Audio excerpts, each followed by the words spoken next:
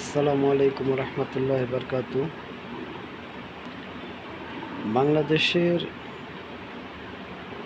কিছু কুকুর আছে যারা মানুষকে পাগল হয়ে গেলে কামড় দেয়, আর সেই কামড়ের সাথে সাথে যদি ভ্যাকসিন না নেয় তাহলে মানুষের জলাতঙ্ক রোগ দেখা দেয়, সে মারা যায় এবং বিভিন্নভাবে তার শরীরে মানে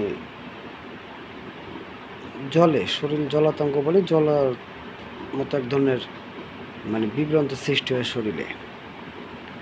তো এতদিন দেখছি কুকুরে কামড় দিলে সাথে সাথে ভ্যাকসিন নেয় মানুষ, আর এখন বর্তমানে দেখতেছি নাসিরউদ্দিন পাটোয়ারিকে কুকুরে কামড় দিছে, 18 মাস সময় পেয়েও ভ্যাকসিন নেয়নি, যার ফলে ওই রিয়াকশনটা এখন এমনভাবে দেখা দিতেছে যে ভাদ্র মাসে কুত্তাকেও হার মানায়, এমনভাবে সে পাগল হয়ে গেছে।